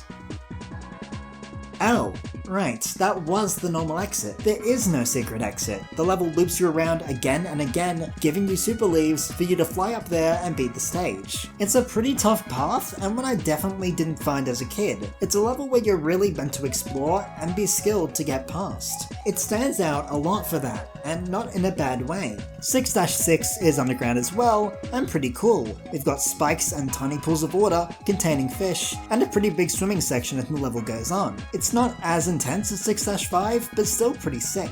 Next there's a long scrolling level, going at a pretty swift pace, many ups and downs, with donut blocks again, so watch out. It's one of the last scrolling levels we see in the game, and feels like a fair difficulty shift because of that. The second fortress here is very icy, with plenty of thwomps, which is a dangerous combo. The Boom Boom fight gets a slight upgrade too, in that it's icy. It's mildly more difficult, I guess. The next stage is grassy, with plenty of throwable blocks and spikes. Not much to add there. A few more levels still, this world is pretty long. We've got a water level with boss bass, bloopers, and a fair amount of above ground stuff, with munches below. This level felt a little too quick to be honest, but I don't mind. We've got a level with tons of blocks and Koopas, giving us room to melt the ice blocks and free the enemies beneath, like Peach said was possible. It's a pretty fun one. One more fortress, that's 3 in total, and this one leans more towards conveyor belts, which are combined in a cool way with the usual fortress enemies. We've also got a vertical room, which is reminiscent of what we would see in ghost houses in the future, when they exist. We've made it to the end now, and have to take down the airship. We know this. Not as much firepower here, the focus is more on these screw platforms, which are like quicksand in that we sink on them. Lemmy is at the end, with balls. Reasonable for this late in the game really. Those balls can be a pain. Peach sends us a letter asking us to retrieve the magic whistle at the end of the 3rd world. We just completed the 6th world, so I don't know why she waited. Also, there's no whistle in world 3. She's talking about the one in 1-3. When did you think we'd be finding this letter, Peach? The past already happened. Nevertheless, we did beat the world, and it was pretty dang good overall. It goes up in A tier, I feel. 6-5 helped it a little bit, but it was solid enough throughout. Now, I hope you all love pipes, because next up is pipes. Pipeland, another theme that sounds like it may not work, but I think it does. Really well, in fact. The map layout is a maze of sorts, and the islands look like 3 big pipes. So they were really in the zone for this one. The first level takes us into a pipe sewer-like world, which wraps around, and we need to go through pipes to advance, going up, down, and around.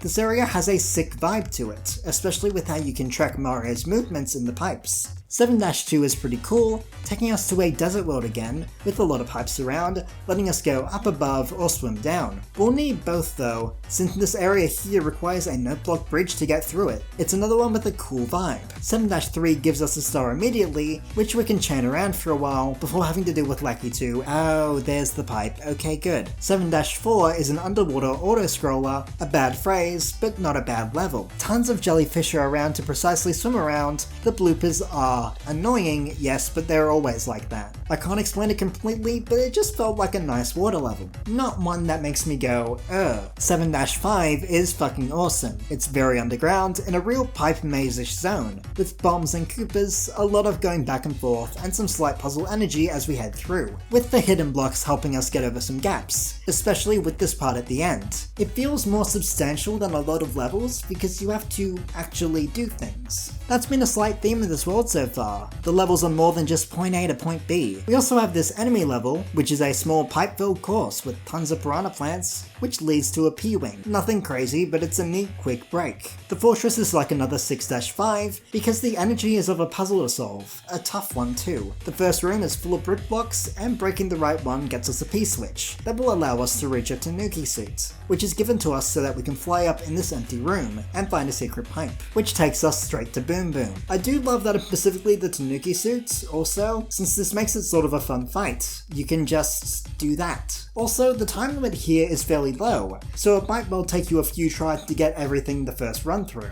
Cool Fortress. 7-6 is another wraparound pipe climb level with this ghostly rising platform mechanic, which I just think is fun to mess around with. Not a hard level, but a fun gimmick implemented well. 7-7 is a level that just makes sense. You get given a star and have to run across the munches, collecting more stars to avoid taking damage at high speeds. It's pretty cool to see this actually done in the same game that introduced the enemy, since this is the type of thing I got so used to seeing in ROM hacks and such that it's easy to forget that, hey, they did it immediately. They even did it again in Mario Wonder. 7-8 is a tough level with an abundance of piranha plants in all shapes and sizes. I would say that this level is pretty condensed. Like, there's danger at every corner, you'll only barely be able to get around things at times. Difficult in the best way really, just a little more left. 7-9 is another pipe maze of sorts, in the desert, with these weird grid pipe things. See, they do have a purpose. Going over the top will not help us. We have to head inside and fight our way to the end of the path. It's a pretty nice one. Fortress time. We've got piranha pipes and lava, nothing too complex really. Just some mildly precise jumps in the first room, with timing being as important as positioning. The second room is just a short rush to boom boom, and then we can head to another enemy level, slightly harder, with more munches around. With that down, airship time. This one is pretty fast, with more screw platforms and a lot of fire. And like, this bit is pretty cool admittedly. At the end we've got the final Koopaling, Ludwig. Even at the beginning he was a standout one, save for the end. He also causes quakes and is damn speedy. At the end we get a letter from not Peach. She got kidnapped by Bowser while we were busy, so now we gotta help her. One more world awaits, but first, tier. Which tier? S+ tier.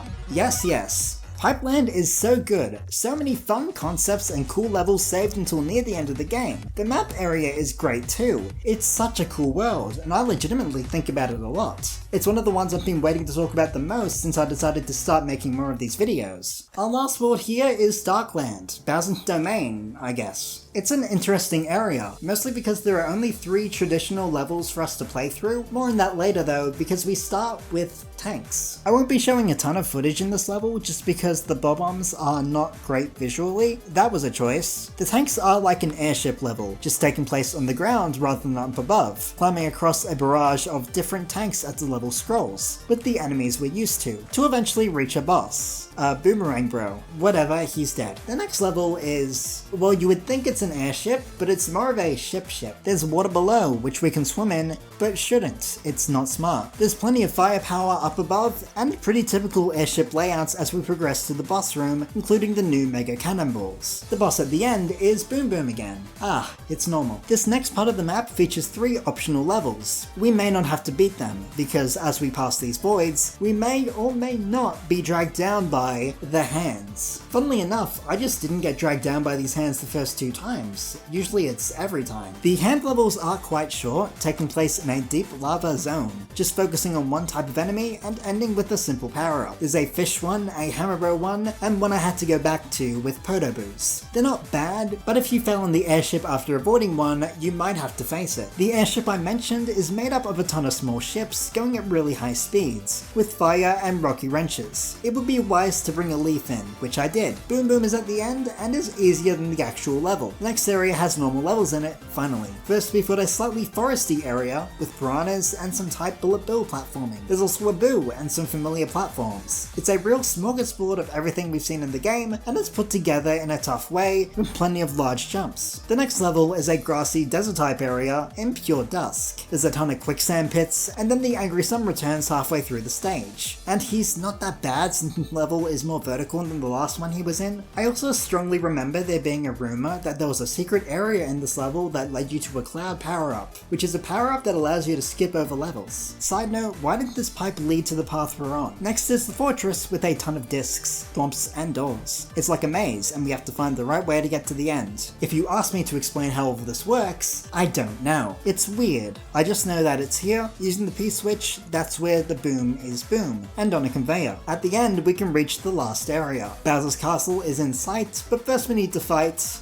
well, not fight yet, but there's more tanks. They aren't really that bad though, a few moments of high firepower and a boom boom at the end, nothing that concerning. Right at the end of it all, there's Bowser's castle, which gives us a few different options to pass through. We'll have to avoid Bowser's that fire lasers, dry bones, lava, roto discs, basically everything we know that can do a lot of damage. As we head in deeper, we'll reach blocks over a lava pit with flames being shot at us. Once again, get a super leaf. You'll feel so good about it. Avoiding those will let us reach Bowser, who drops from above, spits more fire at us, and eventually ground pounds on the bricks where we stand. To beat him, we just need to coax him into smashing the right bricks, so he'll end up falling to his demise. Not too hard, just understand his rhythm and you'll get it. We get some fanfare, and then we can head in to find Peach. It's her, in the real. She even has a sense of humor in this game. Well, that's it. We beat the game, and now the localization team is going to tell us what they think each world could be called. Anyway, it's time to rank Castle of Koopa? Oh hell no. Really though, it's a cool final world, though I wish the graphics weren't as intense. I'm giving it an A tier, a solid finale to a great game.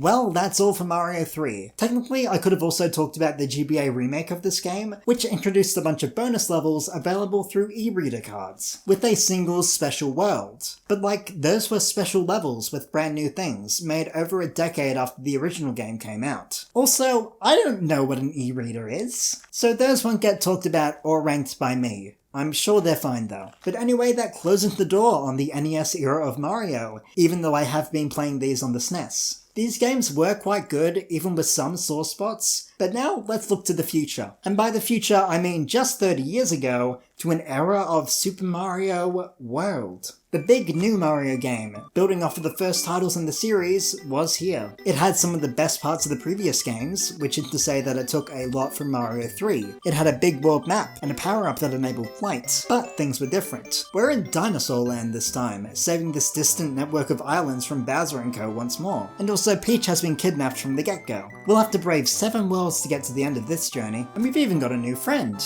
Yoshi. Yoshi is awesome. I loved them as a kid because, cool green character. I've said previously that this was the first video game I ever played, and I've played it with a relatively high frequency since those old days. Like hell, I played through most of it again just to get some footage for the new series video, and that was 6 months ago, so safe to say I have a lot of this game on my mind at all times. You can probably guess that the worlds here are going to be ranked fairly nicely. Enough chitter and chatter, let's get playing. Back at the start again, we arrive on Yoshi's Island and can go into the house of Yoshi themselves, who isn't home. Darn, I wanted to go for a drink. Anyway, we can head into either Yoshi's Island 1 or 2. We've never started with a split path on the map before, and we never will again. This is pretty dang unique to this game unless you try to glitch through things in other ones. That being said, you will need to play Yoshi's Island 2 at some point. It leads to the only path off of the starting island. Let's start with 1 though, so we won't need to come back.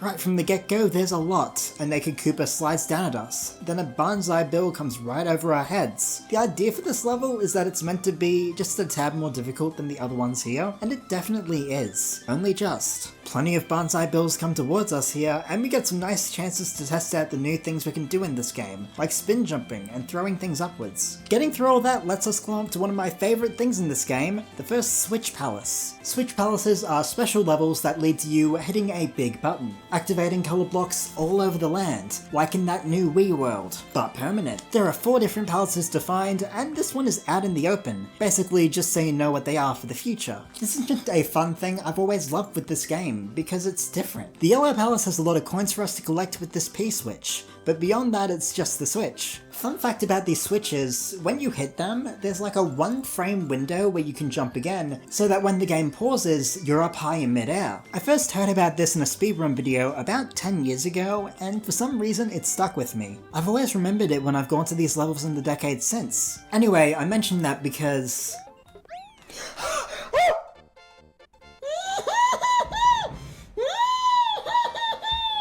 That was the first time I had ever done it. Anyway, life achievement passed, let's try Yoshi's Island 2, which actually introduces Yoshi, and lets you try out the usual moves with them, eating enemies, fruit, jumping off their back, and getting the buffer hit. It is a fairly simple level since it's basically just introducing a new power-up, this power-up just being one with sentience in universe. The next stage is up high in the sky with spinning platforms, and it's a fair bit easier with that yellow switch activated. It's a level that feels very active, with all the different new types of moving platforms. The last normal stage of this world is over water, where it's best to just platform across. There are spikes in the sea. This pipe leads to a side area with pokies, their only real appearance outside of deserts being in this game, because it has no deserts. This level is once again fairly simple. They're trying to get you accustomed to the game after all, and it's good to know about the core mechanics before they become very commonplace. Lastly, there's the castle, with the introduction of climbable fences, including Koopas for us to punch, and flip gates to switch sides. The second room is auto-scrolling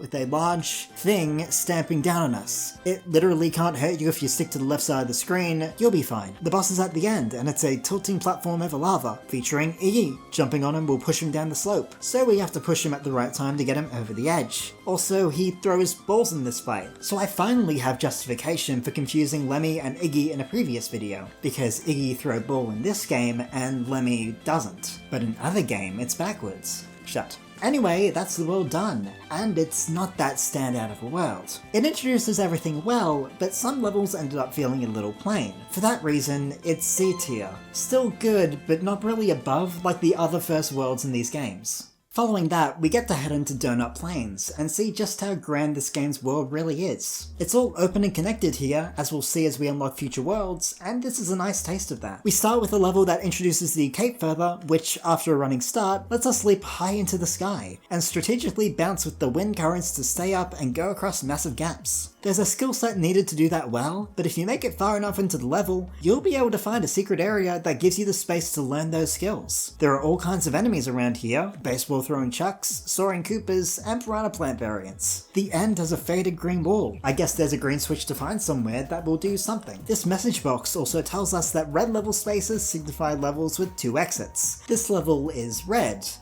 For now though, let's beat the stage and then head underground to an auto-scroller with beetles and bats in our way. If we get curious about the pipes on the ceiling, we can head in and reach a side area that will take us to a key and keyhole. If there's a secret exit in the level, it's usually with a set of these, since we, unlock the secret, leading us down a new path. Future secret exits were more hidden and traditional, but this is a really cool way to start it off, especially since sometimes you'll be able to see the steps towards a hidden exit. The secret leads to the Green Switch Palace, just in time. The underground level continues in the same way after that secret, so there's not much else to add there. As for the Green Switch Palace, it's nothing really too special, but we did it. If we head back to that last level, we can run up the green wall at the end to reach the key. Really, we could have gotten up there before easily, since we can fly, but it's fun to do it the intended way sometimes. That leads to Donut Secret 1, a secret water level, also holding a secret. Holy shit. This one has 3 different types of fish. It's like a buffet. The frustrating one is Rip Van Fish, who sleeps until we get close, then rushes towards us. A very out in the open P-switch points into the secret exit, which is also clearly visible, but if the P-switch runs out, then we can't reach the key in time. That takes us to a secret ghost house, and we haven't even done the non-secret ghost house yet, so maybe let's try that one first. Ghost houses are typically a bit more tricksy and cryptic, hiding secrets and obscuring the main path. This persisted in the new Mario series and was overdone there a little thanks to one mechanic. But here, they thrive. A lot of these are pretty cool. Here we've got ghosts coming from above and a small confusing puzzle based in this single room, using doors to warp around and eventually go back outside. It's the first one, so of course it's simple,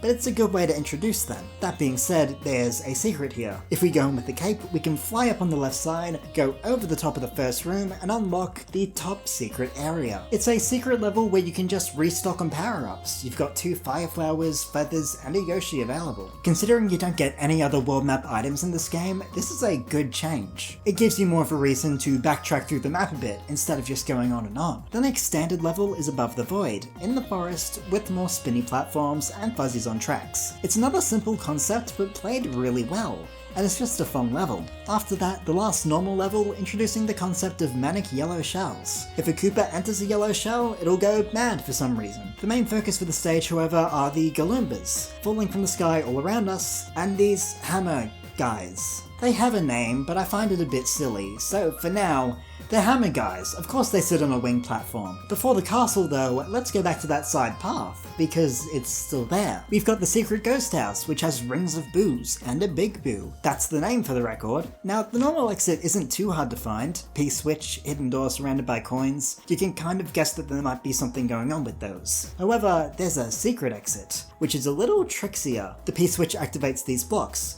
which lets us hit the spine block and find a cooler hidden door, which takes us to a simple boss fight against Big Boo. We need to throw blocks at him 3 times to take him down. We also never see this fight again, so hey, uniqueness, nice. That secret leads to the Star Road. We'll go there much later. First, there's another donut secret, deep in the somewhere else we haven't fully seen yet. This level is icy, and that's kind of all I have to say about it. It stands out because there aren't really any other icy levels in the main game, but this level doesn't hit a high mark in terms of substance to me. It's just slippery, with a cool part right near the end. Beating that takes us to the castle, so let's finally take it down. Going in, we see thwimps, small thwomps which jump back and forth, and thwomps, big thwimps that will slam down and back up. The main room is vertical, with big slabs of rock sliding back and forth, meaning we'll have to find the right spaces to jump further up, using gaps and all. At the top is Morton, who is easy. He's meant to climb up the wall, along the ceiling, then jump down at us. But you can kill him quickly.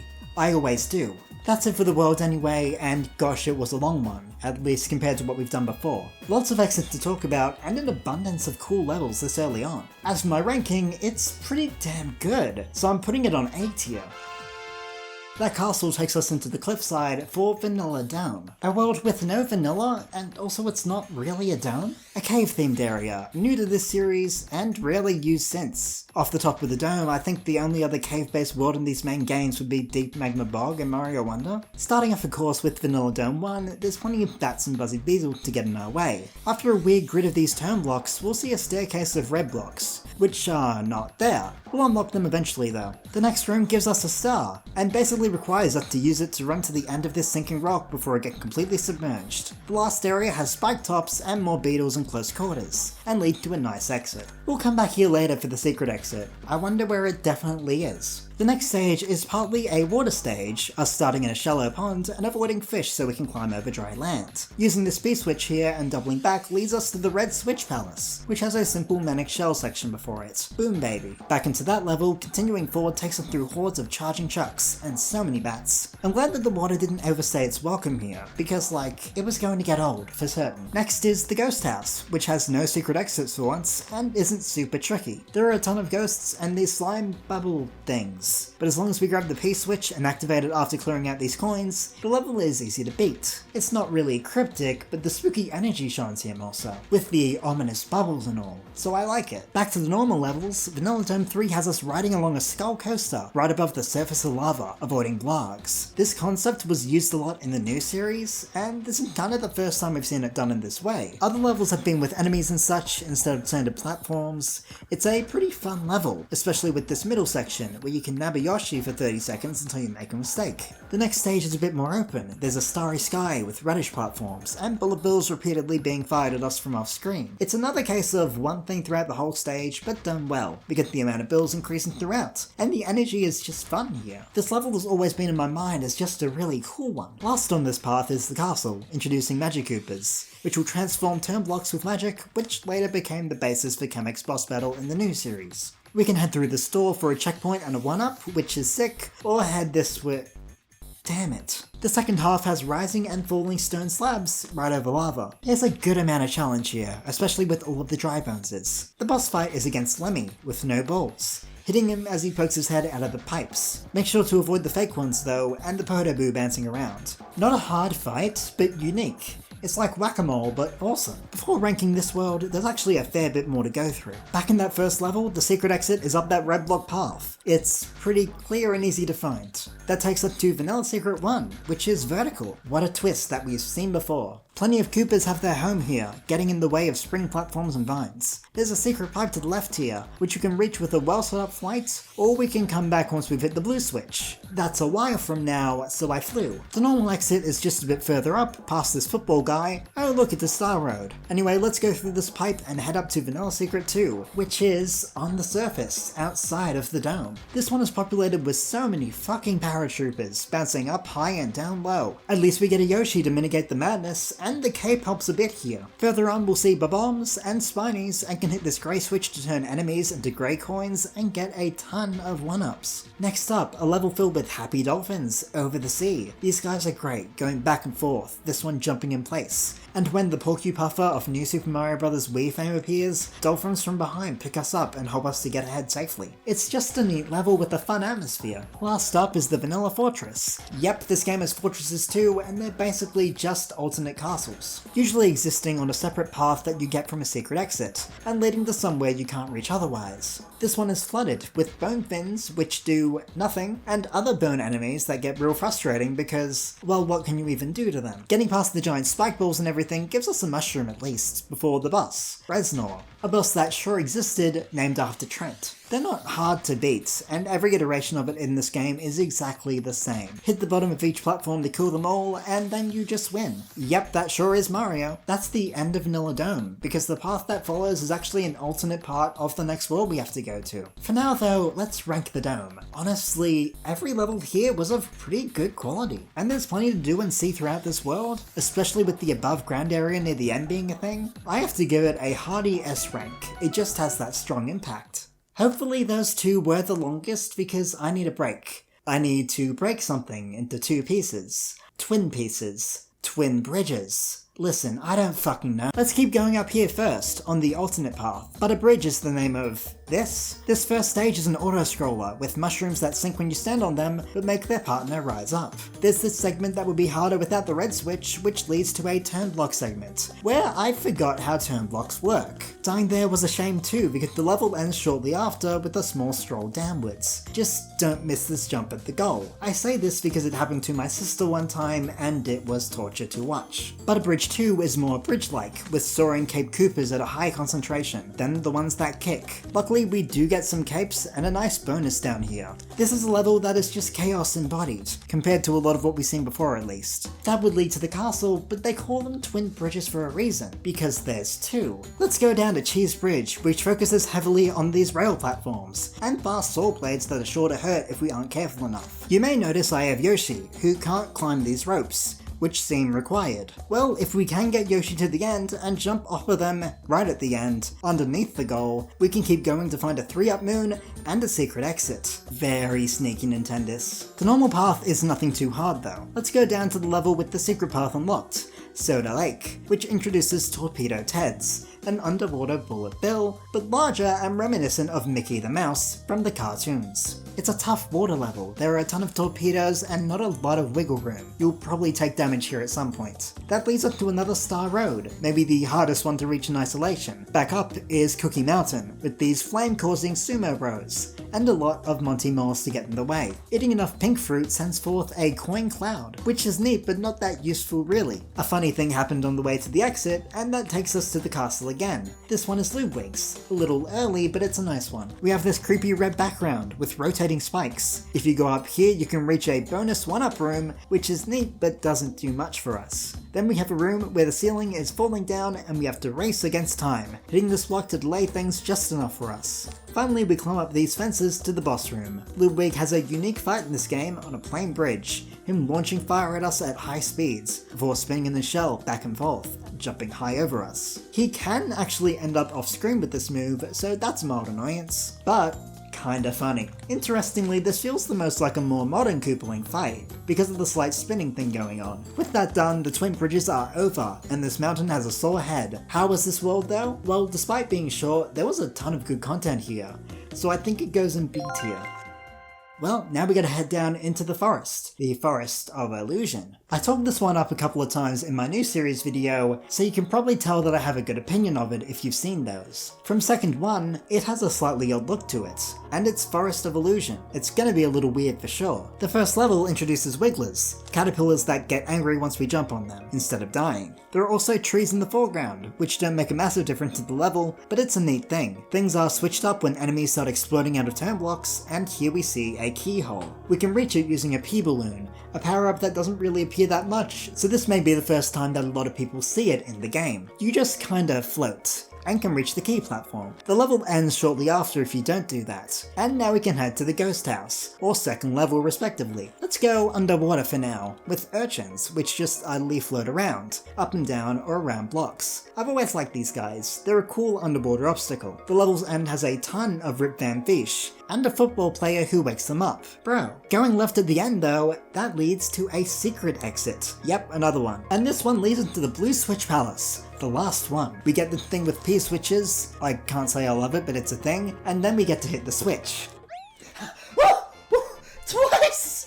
I did that twice! Once again, I had never done this before playing through the game this time. That's 2 times. 2 yumps! The third main level is deeper in the forest, with bubbled enemies, including bombs. It's a basic idea for a level, playing out its main idea with the popping bubbles in a bunch of different ways. And there's a secret exit, just through a pipe. Nothing complex, but it does lead outside of the forest, so we could stop now. The normal exit, however, leads us back to the ghost house. That secret exit was the only way out of this world to the castle, which is awesome. The secret exits help you find new areas in this world or advance throughout the game, and that's just really cool. Let's enter that ghost house. We're in close quarters with plenty of booze, before heading into a boo swarm room, where we need to go up a fair bit, and go to the right area with this P-switch to advance. This has been a common theme with exiting these houses. This takes us above the first area, so we can reach this door which has been out of reach, or we can keep going to this door which was out of sight. thanks to the first Big Boo. Sneaky ideas there. The secret exit leads back to the first level, no big deal, that's just a exit. But the normal one takes us to the next stage, which has a Lakitu fixation. The first one taunting us with her 1-up, who will throw spinies once we take the bait. There are more of them within pipes, throwing more spinies. Yeah, this is fun. Halfway through the level, we'll find this airborne blue pipe, and going through it will let us find the secret exit. But going on just takes us to more of the level. It's not anything super unique after this though. This is also the first game where we can steal Lakitu's cloud and fly up to the sky a little. A neat level all in all. The normal exit leads back to that water level, but the secret one takes us to the secret stage, where we ride along these winged blocks, across a level that honestly made me feel a little motion sick, despite me having played it many times before. Collect plenty of coins, kill some Koopas, it's a nice secret area. Just don't look at it. Beating that leads to the Forest Fortress. Say that 3 times fast. There's the Stampy block thing, and the new saw blades, which hurt. First area is so much more manageable with all of the switch palaces, but the second area is pretty confined, with so many blades coming down towards you. Right before the boss door, you can fly over this gap. Okay, fuck. You can fly over this gap to reach an area with a ton of 1-ups before fighting Reznor, who is the same. Oh hey, it's a Star Road. It is a castle, and it's Roy's one. Onto Roy's castle, which introduces snake blocks. I love these things. It's like turning a level into a mean auto-scroller, since these have a trollish element. You never know exactly where they'll go next. A bit of up and down, back and forth, it's just sweet to me. After that we've got plenty of Bowser statues, spitting fire, and some stretch blocks along the way to the boss battle. It's the same fight we did with Morton, but the walls will close in after each hit. But once again it's a quick one. Lol lamau. With the forest disillusioned, we can move on. But first, S. Plus. I adore this world. The core idea of it is fantastic. I love secret exits. Nothing feels too unfair. It's a great world through and through. Hell, even the map music is to die for.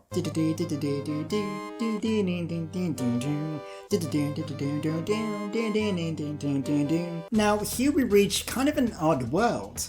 I don't know why, but I feel like this is a world I always end up forgetting about, which is strange because I can remember each level in it perfectly fine, just the world itself isn't super pertinent. Let's start it anyway. The first stage has plenty of dino creatures that run around and breathe fire, and these big ones that turn into the tiny ones after taking damage. This level takes advantage of those pipe cannon contraptions, which are pretty fun, and only show up in like one other level.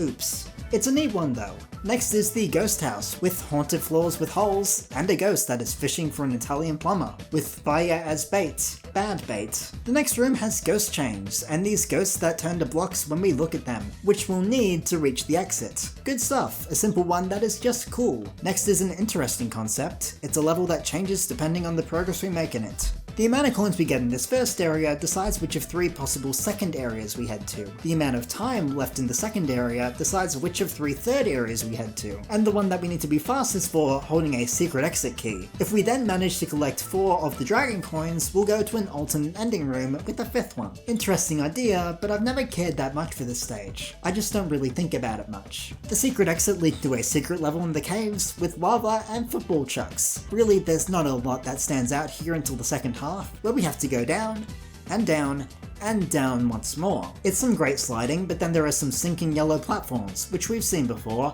and a cool ending, especially with these slopes. Anyway, back to the main path. You've got a sky-high level with a lot of rotating platforms around. I love them. I don't. There are a lot of Koopas around and plenty of flight opportunity. At the end of the level we have to climb this vine to reach the exit, which sends us in a circle. A very clear sign, especially with that last world, that we need to get the secret exit. This time we don't climb the vine, fly under the exit, and over to a second exit. It was lower than that. Up next is the fortress, on the main path this time. There are a lot of wooden spikes here, which are a mild obstacle, but it's easy to avoid getting hit. Things ramp up a bit in the thwomp room with some close calls, and thwimps that will get in the way without switch palaces existing. At the end is Reznor against Nor. This takes us underground to a stage with big Monty moles and moving slanted grass platforms. This is another level that's more simple, but with a fun look and design to it. The slopes are just neat, you know? After that, an odd level that I've always remembered clearly. We've got enemies around and a P-switch. Let's break them out.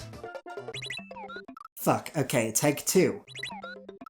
I have no excuses for that. Let's move the switch! Then break everything loose. Other than the beginning, things are relatively plain, with a small pond and moving pipes. A neat stage, but the castle is lost, with spike pillars and more saw blades, and we have to be cautious in a great way. Everything is super close together, especially here. The second half has little sparkies going around, and there's no ground below, so it's fun, tricky platforming. The boss is Wendy, and it's another whack-a-mole variant. This time all flat, with 2 Potoboos. That's the world done, which means it's time to head into the final one.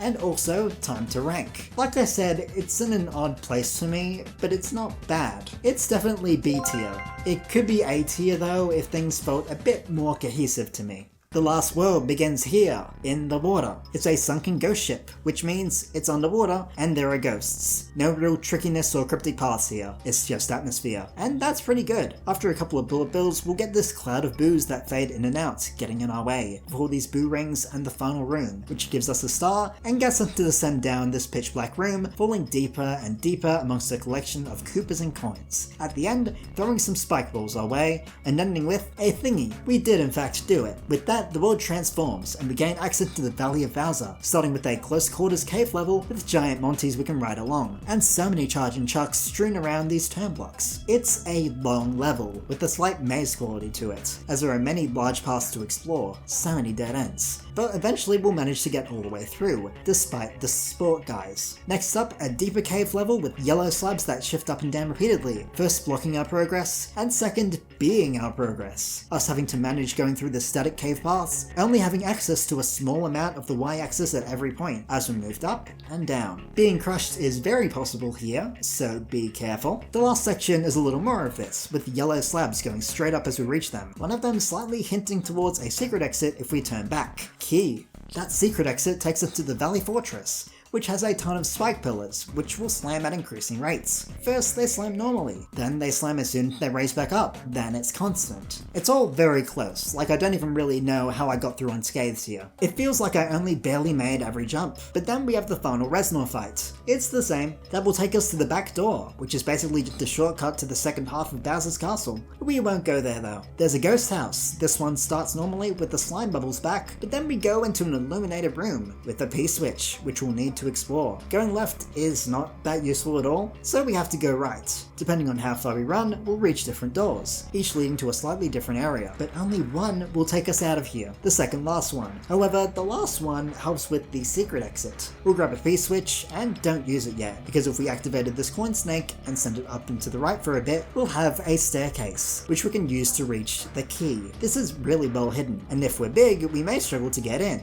Be small. That secret sends us straight to the world's castle, but let's move on to Valley of Bowser 3, a dark cave level with radish platforms and timer platforms, which will only last a few seconds, or just one, after we step on them. A lot of tight, slightly tricky platforming is here, with Koopas and the platform mechanic. I find it to be a super fun level. It's energetic and different to the rest here. The next one is a standard cave level mostly, with rock digging trucks and sinking lava rocks. We can get a Yoshi up here, and if we keep them for the rest of the level beyond this, braving the lava and tough jumps, we can lick a key out of this wall. Bad sentence, I know, but we got the secret exit, unlocking the final Star Road entrance. We're almost there, don't worry. The normal exit is just past this, and leads to Larry's castle, the last one. It once again focuses on snake blocks, this path being much more erratic, with a fuck ton of spike balls spinning, and a secret alcove if you follow the path until it ends. The next room has magic Koopas, and is kind of hell. We need their magic to advance, but getting them to aim? Hell.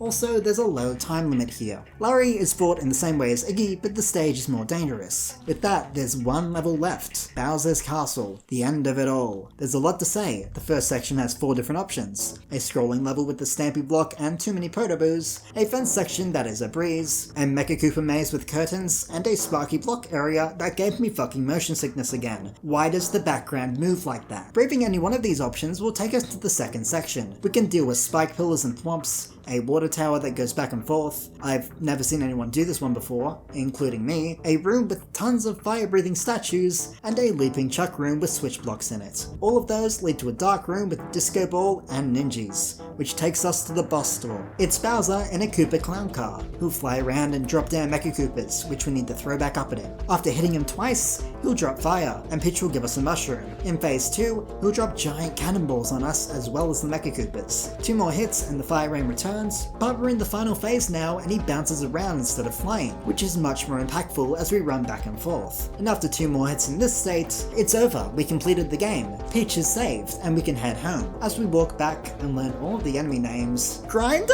Anyway, this world is getting an A rank. It's pretty solid, with some points of like, but overall, love it. Great end to the story.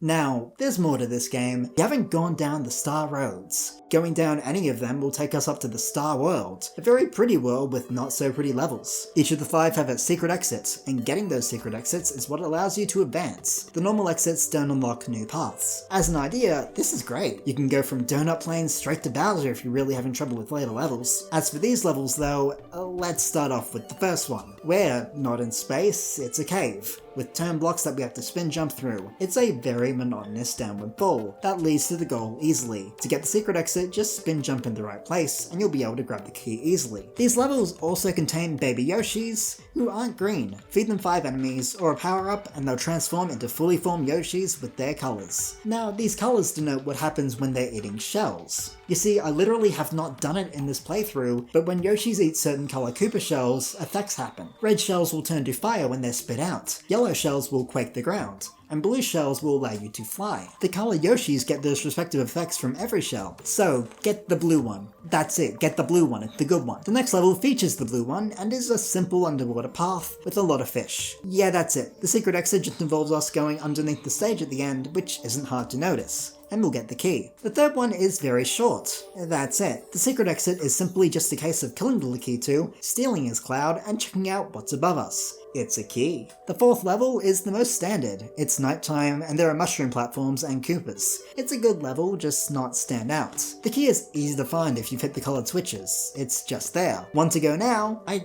don't really know how to describe this one. It has an odd energy to it, a lot of falling platforms, Koopas, piranha pipes, and it gives us a yellow Yoshi, which is probably the most mid one. The key is up high and is easy to reach with the switch palaces open. You just need to activate this vine, or fly at the right time. Now, the normal exit takes us back to the first Star Road, but where did the secret exit take us? To the center, and the special world? Yep, 2 secret worlds in this game. They're insane, they're crazy, they're going to get ranked. So this was a short world, yeah, and most of the levels are very one note, especially 2 and 3, but it's still a C tier for me. You know, a lot of the substance comes from the energy of the world mostly. Now it's the end, it's the last world in the game, and the video. 8 levels, all quite difficult, and named after old-timey slang. And by old-timey, I mean the 80s. Oh god, if they made this game today, there would be a level called Swag. Don't think about that, think about Gnarly, a mostly vertical level with a ton of vines and ropes to climb up, as well as the springy platforms. Getting to the top is easy work, getting back down is easier work.